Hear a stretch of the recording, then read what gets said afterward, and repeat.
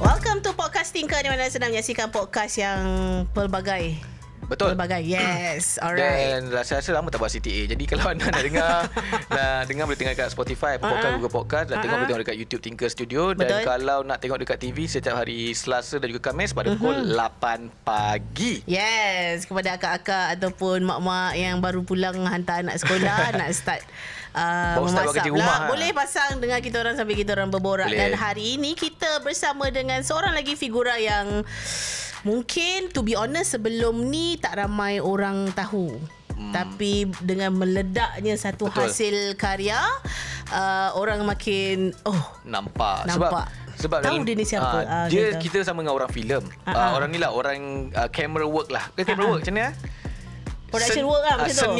Seni kamera, seni visual lah, visual okay. lah. Seni visual lah, filem, telefilm, tapi selalunya jarang didedangkan tentang orang kata pekerjaan ini. Performing arts lah, performing arts macam tu. Bukan, maksud aku bila kalau keluar filem, keluar drama, oh ini filem yang ni buat director selalu yang dapat nama director. Jarang kita nak dapat pekerjaan yang satu lagi ni untuk digembar-gemburkan sebagai orang yang sangat penting juga dalam sebuah produksi karya TV dan juga filem. Betul. Siapa kita ada? Oh wow, pasing. Pasing je? Pasing. Okey, jadi kita bersama dengan producer, script writer, orang kata orang kuat di belakang tabir, dengan satu karya yang sangat-sangat famous sekarang dan semua orang pastinya tahu. Yang paling anda kenal adalah Tadi aku sebut Wan Tusin weh. Ya. Okey, kita bersama dengan creator Wan Sentif. Kita bersama Alfie Palermo. Macam tu ke sebut dia? Betul memang macam tu sebut dia. Alfie Palermo. Okey, siapa tanya dulu soalan yang first. Adakah Alfie Palermo nama sebenar? Ya, dia memang nama sebenar. You boleh check saya punya IC. Wow. Okey, nama penuh you apa? Okey, Alfie tu mungkin daripada nama Alif ke? Okay, tak. So Palermo ni nama family saya. Okay. From my dad. Okay. My dad Filipino. Okay, alright. Dia bukan nama yang dibuat-buat di mana betul. Nama pena ke apa Tu bukan? lah, orang ramai ingat dia nama pena kan. Dia macam Palermo ni siapa kan? Macam nama pena kau ke? Kau minat bola ke? Kau minat Martin Palermo ke? Tak bro, tu memang nama betul aku. Bukan macam Lukman Podolski. Dia tu bukan macam Jangan petik. yang lain-lain tu lah. Ya, saya petik boleh jangan petik Saya tak nak petik sebabnya nama. masa kita orang berborak-borak tentang Alfie sebelum Alfie datang adalah kan, nak tanya juga betul ke nama dia Alfie Palermo ke kita macam nama pena ke apa ke. Lepas tu macam ada seorang macam email Astro dia pun Alfie Palermo. So maksudnya nama betul lah. Ada. Dia ada Palermo dalam nama tu. Alright, okay. Congratulations, Wan Sentif. Thank you. It's a big thing sekarang. Thank you. Alhamdulillah. And to be honest, siapa tak tengok lagi because I was waiting for it to feed. Ya, sebab aku punya trend adalah kalau series, I would like to have it completed first. Because I don't like the waiting. Faham. Saya adalah penonton yang seperti itu. Ialah penonton binge watch. You can binge Yes, watch. terus straight. So ini generasi Netflix lah. gitu Netflix because lah. at the moment waktu kita tengah buat recording ni, dia masih lagi dalam episod 7. Ya, dia on demand dah episod 7. Okay, alright. So another episode more? One more episode. Alright. Okay, so Okay. kita nak tanya dulu pasal kalau aku tersalah sebut Wan Tusin ni, kau kena cepat-cepat betulkan tau. Cerita satu sen je lah. Okay, Wan Pencuri Sentif. satu sen. Okay. Dia lain based on the trailer that I watch. Dia lain dari segi skripnya I belum tahu lagi sebab I belum tengok. Tapi dari segi visualnya is very very different than apa yang kita dah tengok, dah disajikan previously. What was the inspiration? Okay, so the inspiration for the story and macam you sebut sekarang ni is the style in the way that we produced it.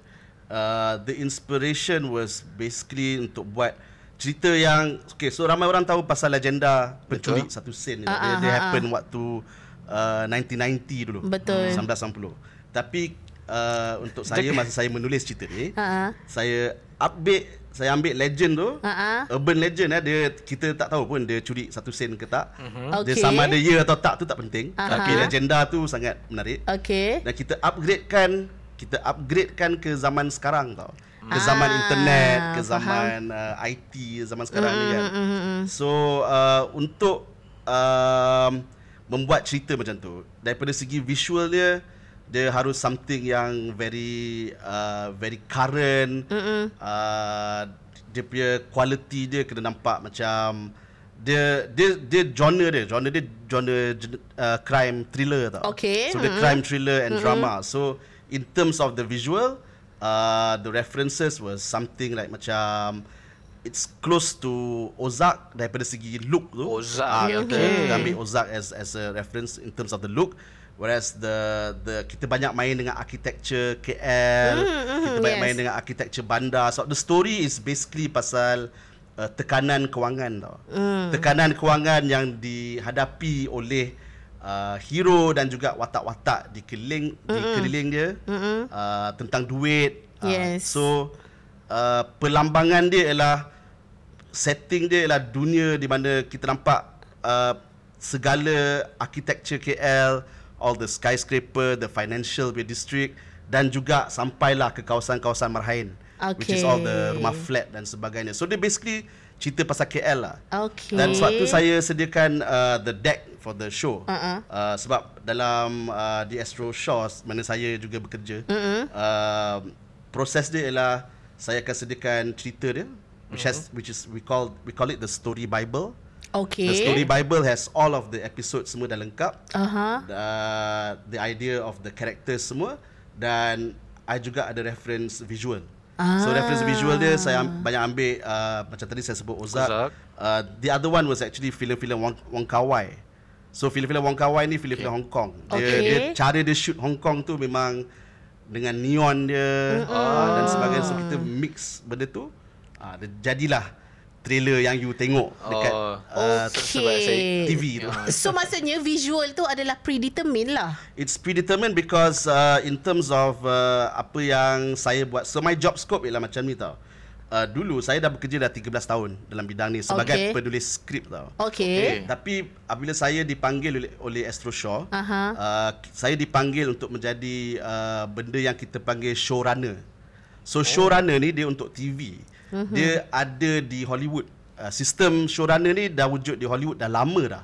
So that's why showrunner itu adalah apa? Showrunner adalah bahasa mudahnya, dia adalah penulis skrip campur producer. Dan saya kena saya kena tulis skrip tu, saya kena create the show, so it's created on paper. Skrip tu kena ditulis. Saya tulis skrip tu. And then segala proses production tu daripada pre-pro, which is kita prepare, kita casting, cari location, hire director, hire producer, saya akan buat. Production saya akan duduk sebelah director, saya akan tengok setiap satu shot, saya akan luluskan shot dia. Kita akan work dengan director. And post production editing saya kena masuk. Saya kena masuk dan saya akan tentukan final cut tu memang di tangan saya lah, which is saya represent studio pada masa yang sama. So itu dipanggil showrunner. So dia adalah penulis, bahasa mudah dia penulis campur penerbit, tapi dia sebenarnya lebih daripada tu. Yelah, kalau ada semua. So the term creator tu, pencipta tu, dia adalah sebenarnya term untuk showrunner sebenarnya. Dia untuk orang yang run the show lah. Ya betul juga, sebab kalau macam kat Hollywood saya tengok macam Breaking Bad, macam ada banyak show juga, macam creator juga kadang-kadang dia producer. Yes. Sebab itulah. Ada creator yang direct juga. Ada creator yang direct juga. Dia terpulang. Kalau siapa yang nak direct, boleh direct sekali. Kita tamak gila kuasa. Dia bunyi macam gila kuasa. Tapi sebenarnya ini beza dia. And ini yang buatkan siri TV kalau kat US dia berbeza tau. Sebab TV adalah medium penulis, itu yang ramai orang tak faham. Dia bukan medium pengarah. Filem yes, orang selalu kata filem adalah medium pengarah. Contohnya you akan tengok sebuah filem daripada sekian lah. Tapi TV adalah medium penulis, kerana untuk TV yang akan cipta show tu, yang akan tulis show tu, juga adalah orang yang bertanggungjawab untuk deliver show tu sebagai penerbit sampai ke habis. So sebab tu dia dipanggil medium penulis. Dan di US memang dan sekarang di UK juga, sama dekat UK, sebab kesatuan penulis dia dah Kuat sangat kuat. Memang diorang letakkan penulis as producer. So penulis tu kena turun set dan kena bertanggungjawab ke atas episod yang ditulis. So Okay. that's why TV ni dipanggil medium penulis. Okey. Adakah ini amalan yang memang Malaysia pun adaptasi Malaysia pun adaptasi Kebaru. ataupun drama-drama lain sebenarnya ada je yang tidak? Okay, so di Malaysia dia memang sangat baru. Okay. Dia bermula dengan sebenarnya setahu saya lah. Tak apa. Untuk Astro Originals memang kita yang pertama amalkan. Bermula dengan projek Anchor SPM. Okey. Projek Anchor SPM, showrunner, creator dia is Anwari Ashraf. Okey. So Anwari yang tulis, dia yang create, dia develop the story, everything, hire director, hire production house dan jaga all the way sampai habis. So Anwari pun juga macam showrunner Dia jugalah. showrunner juga. Cuma beza dia Anwari dia direct juga pada masa yang sama. Okey. Awak belum lagi. Saya belum lagi sebab saya tak suka saya Tak suka mengarang orang. Yelah dah buat yang lain kan daripada Betul Reki juga. apa dia semua kerja kan. dia banyak. Daripada Nak lah. mengarang lagi. Mana Okey. tahu satu hari nanti kan. InsyaAllah. Okay, insyaAllah. Tapi ini menarik sebab bila kita bercakap pasal One Sentif, bila bercakap One Sentif, cerita tu diinspirasikan dari legenda dia cakap kan. Tapi macam mana, berapa lama Alfie ambil masa? Yelah, sebab mana ada orang hari ni punya idea, bulan depan shoot. Berapa lama sebenarnya tempoh untuk Alfie nak create One Sentif from scratch? Okay, Bila tu sebenarnya? Yeah, from scratch dia memang take a long time. Actually dia bermula tahun lepas sebenarnya. Bulan 6 ke bulan 8 tak silap saya. Itu proses ideation dia lah. Di mana waktu tu saya tengah post production on another Astro Original. Okey. Tajuk dia Dukun Diva. Dan Alright. juga saya showrunner for Dukun Diva. And masa tengah edit tu, dah habis edit semua, saya develop lah. Ada 3 version sebenarnya One Sentif ni. Sebelum saya set dengan cerita yang you all tengah tengok kat TV sekarang ni. Okey. There was 3 versions. 3 different, kita panggil 3 premis cerita yang berbeza. Okey. Okay, kita anggap okay, 3. Satu tu yang keluar TV, yang lagi 2 ni boleh share. Yang lagi 2 tu saya boleh share lah. Dia pernah in one version tak silap, Iman ni nak cuba dia curi duit lah. So basically kisah dia adalah pasal pekerja bank curi duit 1 sen yang nak untuk tolong bapak dia. Itu cerita yang kita tengok sekarang kat TV. Tapi version yang pertama dengan kedua tak silap saya, dia tengah cuba nak selamatkan wife dia. Pernah wife dia tengah pregnant ke apa. Lepas tu bila saya tonton sebuah siri yang favourite saya juga, tajuk dia Scammer tau. Scammer di Astoria. Dan saya sangat suka cerita tu. Lepas tu saya tengok balik, ni sama ni. So tu tak boleh. So saya call dia punya writer Syam Hashim, kawan baik saya. Tanya, Syam, kau punya cerita ni pasal dia selamatkan wife dia. Okay. Sorry. Aku hampir terbuat cerita macam kau. Terus scrap. Sebab itu saja terus scrap. Yalah, sebab kita tak boleh lah benda Betul, sama. betul. Yang kedua saya tak ingat macam mana, tapi lebih kurang ada kaitan juga dengan wife, dengan anak, dengan family lah lebih kurang. Until I finally terfikir, okay, what else? Maybe he saved the father. Kan? Dan saya ambil kisah yang personal jugalah, hubungan benda yang saya sendiri boleh relate lah. Okey, itu membawa kepada persoalan siapa tentang script writing kan. Maksudnya you cakap dia mengambil masa untuk hasilkan satu-satu karya. Okey, sebab tertarik bila Afi cakap macam bila you dah nampak you tukar the version of the story. Adakah macam sebab kita nak fahamkan macam mana script writing itu, macam mana dia bermula. Okay, saya kan macam kena tulis pada satu tulis hari. sikit-sikit ke ataupun macam lagi kan minggu depan dapat idea baru tulis sikit-sikit ke, ataupun macam you have to sit down in one particular phase and then you kena finish at least katalah dalam 4 episod macam tu. Ke macam mana? Orang luar pun mesti macam akan tertanya-tanya macam mana nak start script writing. So actually dia macam yang you cakap tu, dia macam pada suatu hari lah. Contohnya. So basically dia macam ni. Aku sebatang pensel. Aku sebuah pemadam. Sebiji pemadam. Okay, so basically dia untuk menulis apa-apa benda dalam dunia dia, dan pada saya kan, semua orang boleh tulis. Okay. Pada semua orang ada ability untuk tulis. Sebab kita ada ability, contohnya untuk tell a joke, untuk berlawak. So macam kita nak berlawak dengan member, kita sebenarnya bercerita. Betul. Kan? So benda ni dia taklah mystical atau magical dan hanya beberapa orang dalam dunia je boleh buat. Tak, sebenarnya semua orang boleh buat. So dia janji atas you nak atau tak nak lah. Okay. So basically untuk penulisan skrip, untuk proses yang saya buat dan kita amalkan juga di Astro Shaw. Okay. Kita akan tulis cerita dia tau. Kita panggil this thing a Bible. Story Bible. So terminologi ni kita memang ambil US punya terms lah. Okay. So the term means dalam story Bible tu, dokumen dia dalam lebih kurang 40 ke 50 muka surat. Saya tak ingat dah. Itu tak ada skrip? Itu bukan skrip lagi. Oh. Di mana saya ada setiap satu episod outline episode 1, 2, 3, 4, 5, 6, 7, 8. Saya dah bagikan dengan commercial break. Saya tahu commercial break berapa kali semua. And supaya saya boleh test dia punya cerita daripada segi plot, dia punya pacing saya boleh test. Okay. Dan pada masa yang sama saya juga ada watak-watak yang saya dah cipta. So untuk watak ni, si penulis skrip kan, dia kena tahu proses tu tau. Tak ramai yang tahu pasal nak explain dekat public macam mana proses dia. So proses dia ialah bila kita bina watak. Okay. Contohnya kalau you tengok One Satif ada watak Iman dimainkan oleh Syafiq Kyle. So watak Iman ni kita kena tahu beberapa benda yang penting pada watak ni tau. Yang paling penting kita kena tahu apa yang dia nak. Apa yang dia nak ni menolak cerita tu ke depan tau. Bila you tengok satu movie, any movie you tengok, Finding Nemo lah. Kita ambil Finding Nemo, cerita kartun pasal ikan kan. Finding Nemo adalah kisah pasal bapa ikan tu. Nama dia Marlin tak silap. Anak dia nama Nemo. Nemo ni kena culik dengan apa orang adalah apa nelayan dah tangkap dia. So Marlin punya kisah Finding Nemo mencari Nemo ialah kisah seorang bapa yang cuba selamatkan anak dia. So kat sana you tahu apa yang dia nak. Dia nak selamatkan anak dia.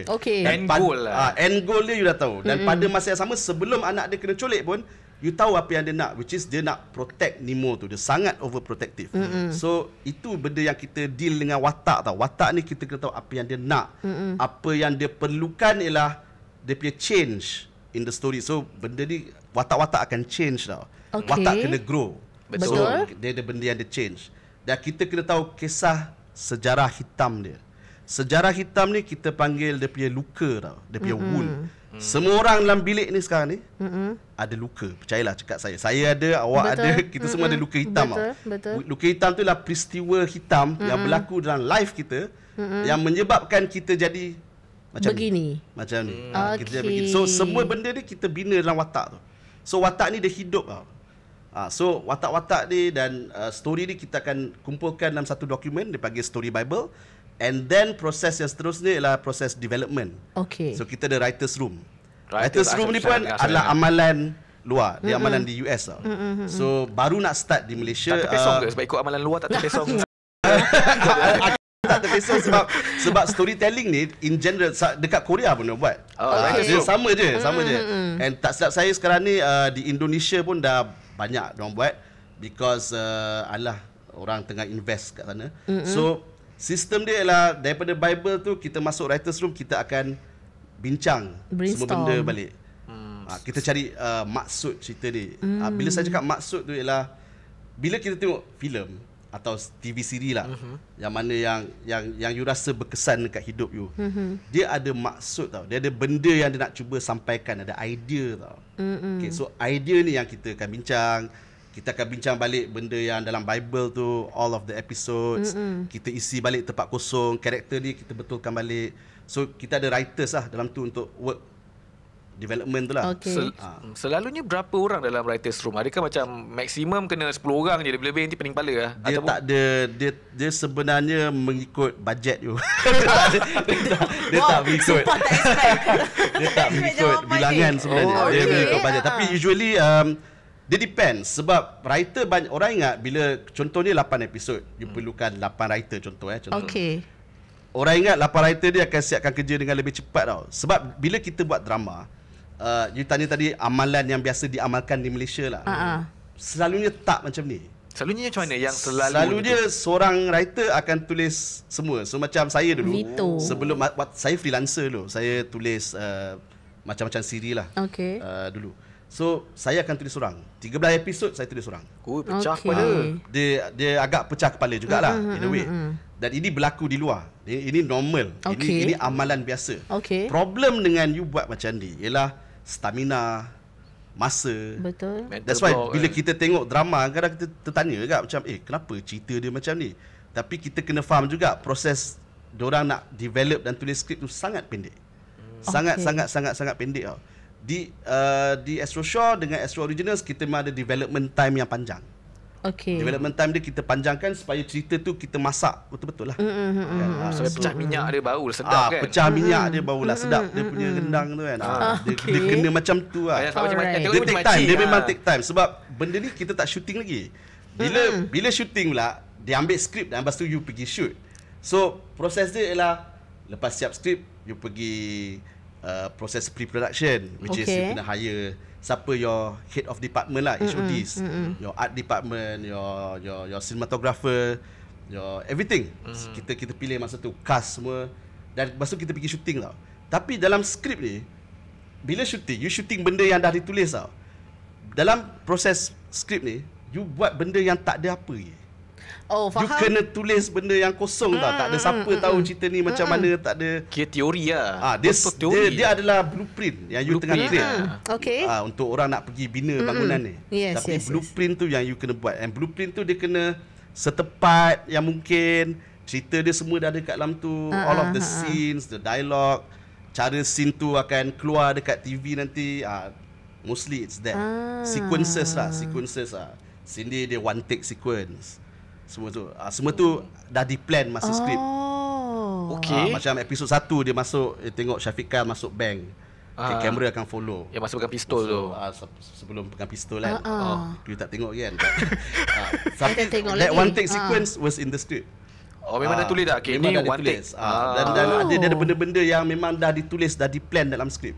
Supaya bila orang pergi shooting dan saya hire director baca skrip, director kata okay, kita akan buat kita tahu okay, macam ni. Itu kalau ada tulis contohlah one take ke balas ke, tapi let's say kalau benda tu tak lengkap macam apa rencana Alfie punya praktik kan, lepas tu tiba-tiba bagi contohlah skrip ni kata okay, tembak orang very general. Sampai bila kat director tembak orang, okay, kita tembak dekat kaki lah. Selalu tak terjadi macam tu. Okay, so itu akan berlaku dengan bila writer hantar skrip yang tak lengkap tau. So untuk saya, bila saya tulis, saya akan pastikan benda tu lengkap gila tau. Dia macam sangat-sangat lengkap. Because saya nak pastikan director buat apa yang saya tulis. Faham? So bila jadi showrunner ni, saya boleh pastikan director buat. Kalau dalam keadaan yang saya bukan showrunner, yang dulu saya cuma penulis skrip saja, saya boleh tulis sepanjang mana yang saya nak. Director pun tahap apa dia shoot lain tau. Dia akan jadi lain. Dan saya tak ada dalam pemilihan pelakon, saya tak dalam pemilihan ABCD, benda-benda yang kena ada untuk buat cerita tu jadi lah. Tapi bila kita jadi showrunner, kita dah ada tanggungjawab tu. Saya boleh berada dalam setiap satu proses tu. Saya boleh saya akan duduk sebelah director. Okay, kita akan buat macam ni sebiji. Kita akan follow. Dan director saya yang alhamdulillah mana-mana yang saya bekerja selama ni, diorang bila baca tu diorang memang akan nak buat benda yang ada dalam skrip lah. Sebab memang kita dah sediakan masa yang sesuai untuk buat. Benda ni berkadaran juga dengan bajet, dengan masa. Kadang-kadang you boleh tulis segempak macam-macam you boleh tulis. Tapi kalau you tak ada bajet dan masa untuk bajet equal masa lah untuk execute scene tu pun tak guna juga. Pernah tak dalam pengalaman you ke ataupun rakan-rakan yang lain cerita macam geram lah, aku minta lain tu, tiba-tiba dia shoot lain tu? Itu untuk penulis skrip adalah normal. Pertama, benda yang sangat normal. The number one job hazard dia, kita bagi job hazard lah, occupational hazard untuk penulis skrip adalah nombor satu, benda yang you tulis, you tidak ada kuasa kata benda tu sebab you hanya menulis. Okay. Selalunya apa masalah dia? Adakah masalah contohnya dah tulis skrip semua kan, dah bagi tema apa semua. Masalah dengan director ni selalunya apa? Adakah director macam meripik lah shoot ni, kita shoot yang lain sikit lah? Lain visualization ke je? Dia usually it is those cases lah. Dia berbalik juga. Pada saya dia dua-dua pihak. Dia tulis skrip ada kesalahan. Director pun dia ada kesalahan in the sense yang kenapa tidak ada communication antara dua-dua ni. Dan pada masa sama dia juga ada faktor production house. So production house tu pula tak pandai macam mana nak produce benda tu tau. Di mana production yang sebenar adalah you kena make sure semua information clear tau. Dan hubungan antara writer dengan director dia kena rapat. Dia kena sangat rapat sebenarnya. Then you boleh dapatkan hasil yang okey, yang elok. Dan sebab dia communication sebenarnya. Dia make sure semua orang on the same page. Tapi yang selalu berlaku dekat Malaysia ni, skrip siap dulu. Sampai dekat producer pula tak reti macam mana nak breakdown benda ni. Dia tak faham apa cerita dia. Lepas tu dia pergi bagi dekat director masuk, director kata tak best. Ini selalu, ini I cakap you 99% of the time. 1% tu you je lah. Tak kata 1% to me. Tapi ini I cakap kebiasaan dia. Yang saya bernasib baik sebab saya biasa bekerja dengan production house yang diorang faham proses tu tau. Sebab diorang faham proses, skrip yang masuk, okay, director akan datang, kita ada conversation tu lah. Kita ada conversation tu, okay, mana yang, sebab benda dia berkadaran dengan duit juga. Dia berkadaran dengan your budget, dengan budget equals time. So dalam drama, kalau you tengok drama yang biasa you tengok kat TV kan, selalunya orang akan shooting 1 jam punya drama ni. Masa shooting dia adalah 2.5 ke 3 hari. Untuk satu episod? 2.5 ke 3 hari. Satu episod? Untuk satu episod. Satu episod itu mengandungi sebanyak, contoh 40 scene. Contoh saya bagi contoh 40 scene. 40 scene dalam 3 hari atau 2.5 hari, you boleh bahagikan matematik you berapa scene you akan shoot dalam masa sehari. Itu ada 40 bahagi 3 tu dah padat dah tu. Itu dah macam 20 scene belas jugalah. Belas scene you start shoot pukul 8 pagi. Contohlah. Tak ada 8 pagi, orang selalu pukul 7. Tapi memang dia akan start pukul 10 lah. So, Malaysia. Budaya sedai menyedai. Dia saya cakap yang mana yang biasa. 7 pagi start lah contoh kan. You nak habis pukul berapa ni scene ni? Dan scene pula, bila kita tengok cerita orang putih lah contohnya.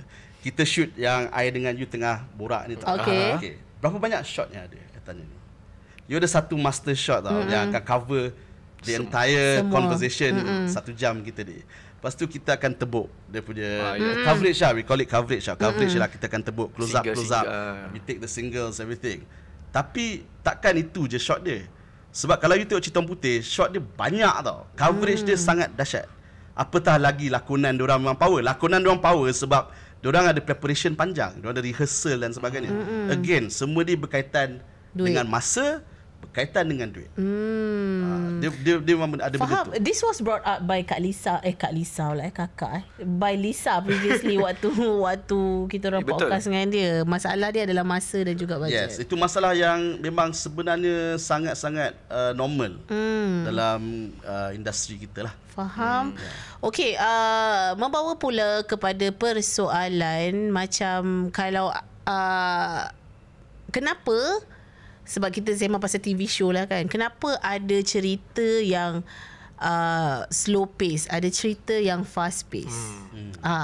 Sedangkan number of episodes mostly average sama macam tu. 13 episod. Kenapa adakah ini script writer punya say ataupun producer ataupun pengarah ataupun macam mana? Okay. So dalam sistem showrunner, it is the showrunner say lah. Di mana writer adalah producer dan sebagainya. Tapi dalam even tak kisah pun, dia bukan soal say siapa tau. Kalau you nak tahu kenapa sebuah show tu pacing dia laju atau pacing dia slow, jawapan paling asas sekali ialah dalam skrip. Dia start dengan skrip tau, segala-galanya. So that's why I cakap TV ni the writer's medium. Dia bermula dengan skrip sebenarnya. Dan macam mana skrip ni ditransfer ke screen. So skrip ni dia akan jadi slow kalau kita tak tahu apa dia punya objektif episod tu. Setiap episod tu dia ada objektif. Dia ada masalah, dia ada isu tau. Dia ada benda yang kita panggil dia punya obstacle paling besar sekali. Dan obstacle ni, masalah yang berlaku dalam episod tu. Contohnya episod 3, saya ambil cerita Doraemon lah. Tapi Doraemon lah sebagai contoh lah. So dalam kartun Doraemon, Nobita dah buat silap, maka dia kena mencipta sebuah mesin masa untuk betulkan lebih kesilapan. Okay. Right. So Nobita buat silap, dia kena Doraemon kena keluarkan mesin masa dan dia akan selesaikan masalah tu. Okay. Benda tu kena keluar, kalau cerita setengah jam, 20 lebih minit dalam minit ke-8 macam tu. 8 tu dah kena keluar barang. Dah kena keluar dah. Mesin masa Doraemon dah kena keluar, mesin barang, mesin masa tu semua dah kena keluar. Okey. Dan the next step ialah of course Nobita kena pakai mesin masa tu. Dan benda dia akan, masalah Nobita tu dia takkan selesai tau. Dia akan terus bercambah. Dia akan jadi makin melarat. Dia naik mesin masa tu. Dia pulang ke masa lampau. Dia ingat dia dah solve masalah tu. Tak, rupanya dia dah buat kesilapan kat sini. Maka disebabkan oleh tu masalah tu makin besar. Okay. So bila kita cakap pasal pacing tadi, you cakap kenapa dia slow, kenapa dia laju, ialah bila you tulis satu episod TV, tak kisah dia setengah jam ke sejam ke, you tak tahu struktur dia, ada struktur dalam penulisan ni. Struktur dia sangat dah di-set lah. Okay. Dan bila kita set struktur dia akan menentukan pengalaman penonton. Dia tidak ada betul, tidak ada salah tau. Okay. Kalau contohnya you tonton cerita Netflix. Netflix dia beza sikit tau. Sebab dia release semua 10 episod tu sekali. Okay. Dan kadang-kadang benda ni seni pada masa yang sama. Diorang choose untuk buat benda tu slow tau. Dia ada benda slow burn. Dia saja you dia nak layan karakter dia nak layan dia punya live, nak layan dia punya dialog yang 5 minit yang panjang. Ada juga diorang buat macam tu. Tak salah, tak betul. Apa kesan dia pada penonton? Itu yang kita kena tanya. Dan nombor 2, apa objektif you punya show? Adakah you punya show ni nak buat ratings ke? Atau you punya show ni semata-mata nak buat benda seni yang you shock sorang-sorang lah. Dia ada dua benda tu. Okay. So bila you cakap pasal pacing tu, macam saya cakap cerita Doraemon tu, everything kena set pada masa yang tertentunya. Setengah jam tu. Ini masalah dia. Masalah dia makin melarat. Masalah dia makin melarat. You sebagai penonton, you tengok macam, ya Allah, apa akan jadi ni? Ya Allah, apa akan jadi ni? So you rasa benda tu laju. Sebenarnya biarpun bilangan scene yang you buat tu mungkin tak banyak pun, tapi you rasa dia intense tau. So itu yang pemahaman yang kena ada. Kenapa kadang-kadang you tengok TV show dia rasa slow tu. So you tak tahu apa masalah korang ni. Apa masalah korang ni? Korang bercakap pun dalam dialog korang membosankan ke, atau dialog kau berjela-jela. Dia benda tu dalam penulisan dia kena ada. Dan ini kerja pengarah dan tim produksi lah. Diorang kena faham pasal skrip ni tau. Diorang kena faham pasal macam mana nak execute benda ni.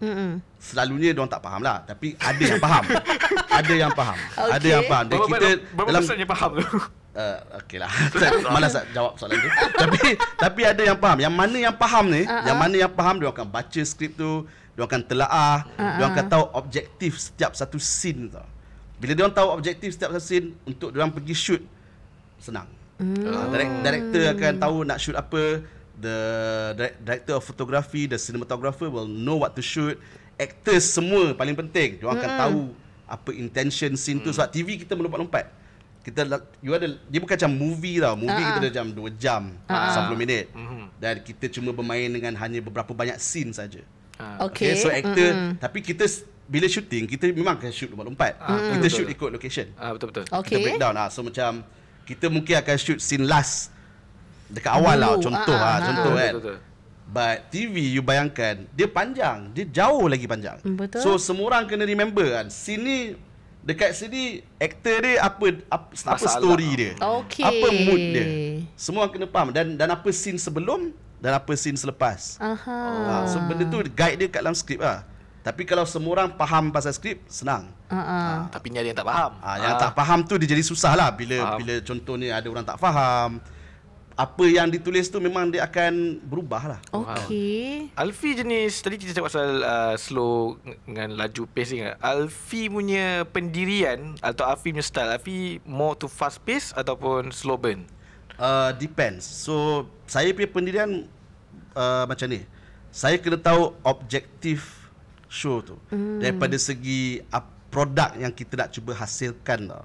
So kalau objektif dia adalah untuk menghasilkan something yang rating setinggi, saya kena make sure dia punya produk tu dia bukan benda yang hanya golongan niche boleh layan tau. Faham. Okey. Saya kena pastikan seramai mungkin makcik-makcik di Sintok Kedah boleh layan. Contohnya saya kena pastikan makcik-makcik itu boleh layan. Dan akak-akak kita boleh layan, dan abang-abang kita boleh layan. Saya kena pastikan adik-adik kita boleh layan. So bila semua tu objektif dia ialah to reach a certain market, maka produk tu dia kenalah something yang mass. Dan bila produk tu mass, sangat jarang benda yang slow burn ni dia berjaya tau untuk mass market tau. So kita ambil reference yang lebih popular lah, yang lebih commercial. Kartun apa pula ni? Kartun apa pula ni? Kita ambil lah reference yang lebih commercial. So kita pastikan dia lebih ni lah, lebih pacey. Pantas lah. Tapi kalau projek tu projek yang passion project untuk semata-mata untuk nak melayan sendiri berkarya tu different lah. So One Sentif kira fast pace jugalah kan, sebab masalah semua dia dah diberitahu pada episod yang pertama. Sorry Syafa. Tak apa. boleh. Aku adalah manusia yang okey je dengan spoiler. Okey, tapi satu perkara yang saya rasa Alfie, untuk mereka yang tak tahu, sebenarnya Alfie juga adalah creator untuk drama Juvana. Betul. Betul kan kalau salah? Juvana memang sangat. Kini saya membesarkan cerita Juvana dan juga membesar Kal. Kau dah tua kot time tu. Time tu tua, tapi bila kau faham Kau faham tak masa ni saya potong jap. Juvana keluar pada tahun tak silap 2009 atau 2011. 10 11. Okey. Bayangkan sampai tu aku ialah student. Okay, student ni kan, student tengok movie-movie yang kita ambil dari kawan-kawan, quote unquote. Kan? Lepas tu tak. Bayangkan masa itu ialah masa zaman kita dah mula macam menolak TV. Tapi sebabkan Juvana, aku sanggup pergi kedai Tom Yum hari Isnin pukul 8.55 dah sampai sebab nak tengok Juvana dekat kedai Tom Yum. It's a phenomena. It was a phenomenon punya story. Dan kita patah balik pergi ke Juvana. Juvana tu adakah ada first your create series? No, that wasn't my first. So my first was Hikayat Putera Shazlan di tahun 2007. Saya berumur 27 tahun masa tu. Thank you for making me feel old. So, saya 2007, saya umur 27 tahun, saya buat Hikayat Putera Shazlan. Cerita budak-budak. Tapi menarik lah. Cerita pun menarik sebab saya tengok juga. Masa tu saya well known juga. Astro Ceria. Hikayat Putera Shazlan yang buka buku, cakap dengan buku tu kan. Okay. Tapi masa Juvana tu dia satu yang fresh. Betul. Untuk orang muda macam saya time tu fresh. Sebab apa? Satu perkara yang saya rasa fresh ialah skrip. Skripnya sangat orang kata relax. Macam kenapa Alfie mengambil langkah, contoh masa zaman tu mungkin zaman drama orang sembang-sembang kan, sembang macam agak proper, tak nampak realistik. Tapi apa yang buatkan Alfie kata kita ubah lah, kita bagi skrip yang realistik, yang lebih orang kata lebih segar. Kenapa? Sebab itulah. Sebab memang bila kita tengok drama biasa, dia very bahasa buku teks lah. Yalah, dan itu menjadi masalah pada saya untuk melayan sebuah drama bila bahasa dia jadi macam bahasa buku teks. So kita jadi macam okay lah, kita try lah buat benda yang selamba kan. Which memang daripada dulu saya try amalkan. Bila dialog dia ada persamaan tau. Dialog adalah karakter tau. Itu teori dia, teori skrip dia. Dan bila orang berdialog, dia menampakkan benda yang dia fikir. Itu benda yang kedua. Dan dialog pada masa sama dia kena flow naturally tau. Seelok-eloknya lah. Saya pun ada je benda-benda yang saya try. Ada je yang pernah saya try. Okay, apa kata kita pelikkan sikit dialog dia. Maksud dia, dialog dia saya cuba buat. Dia ada, macam dialog Mak Saleh, kadang-kadang dia ada idea tau. Dia panjang tau. Dia panjang tapi dia berisi. So saya cuba buat benda sama. Tapi dia fail. Sebab rasa macam dialog ni pelik ni. Terlampau kaku. Terlampau. Dia kaku tu satu hal. Dia bukan kaku. Dia orang tak bercakap macam tu. Normal. Kan macam kita borak je. Kita borak macam biasa kan. So patutnya dialog macam tu. Dia lebih, dia flow dia very naturally lah. Dia patut macam tu. Macam mana Alfie terdetik untuk mengubah sistem yang mungkin sudah ada, orang kata open secret, yang kenapa semua orang follow tu, tapi Alfie kata tak ada, kita kena buat natural semula, se-natural yang boleh. Kenapa Alfie macam tiba-tiba tak, sebenarnya saya bukanlah benda yang saya terdetik pun. Dia macam even waktu saya sekolah filem tu, di Akademi Filem dan juga di Aswara tu, memang style saya lah, kalau nak buat something tu make sure orang boleh relate tau. Even though benda tu pelik tau. Dia boleh sepelik-pelik yang mungkin, tak kisah pun. Tapi apa yang orang boleh relate dengan benda tu. Dan daripada segi dialog, obviously lah cara kita bercakap lah. Kita just make sure cara kita bercakap tu se-natural yang boleh lah. As we can. Dan pada masa yang sama, kalau perlu dimasukkan isi kat dalam tu, macam mana kita nak pastikan isi tu ada tapi dia keluar natural. Padahal berisi benda tu kan. So dialog ni dia kena diisi. Dia not just simply, "Woi, kau nak pergi mana? Jom lah ikut aku." Tak. Dia tak ada macam tu. Memang macam tu pun, tapi dia ada point lah mengikut scene tu juga. Faham. Dia ada isi apa yang nak cuba disampaikan. Dia bukan sembang kosong, tak ada tujuan. Dia mesti ada tujuan. Dia ada tujuan. Dia setiap dialog tu dia ada tujuan dia nak dapatkan gerakan cerita ke depan. Yalah. Sebab dia ada plot yang nak kena ikut. Faham. Okay. Tapi bila cakap pasal Giovanna, pasal Was and Thief, kita tahu Alfie Palermo dah memang gunakan style bahasa tersebut. Tetapi saya tertarik masa cerita Black. Kerana banyak klip dekat social media, penggunaan bahasa itu memang terlampau, orang kata Alfie faham lah kan. Memang adakah itu dah salah satu memang bukan faktor. Maksudnya memang dalam skrip memang kena cakap macam ni. So kena follow sebab bagi nampak real as possible. Cara bercakap dengan ada kata-kata yang boleh kesat sedikit tu. Okay, so for Black saya ada disclaimer sikit. Saya adalah salah seorang penulis, tapi saya bukan head writer tau. Dan saya juga bukan showrunner. So saya tak menentukan apa yang berlaku di set dengan cerita Black. Saya sendiri tak tahu apa yang berlaku dan saya sendiri tak membaca skrip. Saya buat 2 episod je. Ini musim pertama kan, dan saya bukan buat episod 1. Tak salah saya buat episod tengah-tengah jugalah. Saya pun tak ingat lah episod mana sebenarnya. Tapi dia macam memecah stigma sebab penggunaan bahasa yang mungkin memang takkan keluar dekat mana-mana media. Tiba keluar, memang Alfie ada kena tulis ke atau memang ini kena letak supaya nampak karakter tu ada, orang kata karakter tu memang jenis yang mulut lepas. So tak silap saya tak, because ini seingat saya dah lupa sebenarnya. Waktu tu Black ni dia format daripada Korea. Saya masuk untuk tulis, saya salah seorang daripada penulis dia. Tak silap saya tulis skrip tu dalam bahasa Inggeris. Tak silap saya, dan kemudian ada orang translate dan kemudian orang pergi shoot. So saya tak tahu pun tentang apa yang ni. Tapi of course pada masa yang sama Black juga dia oleh sebuah penyiar View, tak silap saya, View Malaysia. Betul. Dan di View tak silap saya sebab dia OTT. Tak payah ada filter. OTT dia tidak ada filter daripada segi bahasa lah. So tak ada masalah sebenarnya. Kita sebenarnya kita dah sampai ke separuh masa yang pertama.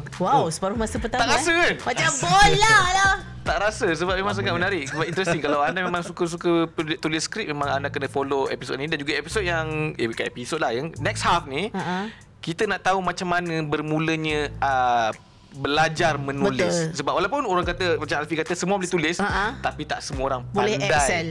Tak pandai bercerita. Itu kita akan kupas lebih lanjut untuk second half nanti. Tapi jangan lupa untuk dengarkan podcast Tinker di Spotify, Apple Podcast, Google Podcast. Tengok dekat YouTube Tinker Studio. Kalau tengok kat TV pukul 8 pagi hari Selasa dan juga Khamis. Kita jumpa untuk second half. Peace. Peace yo.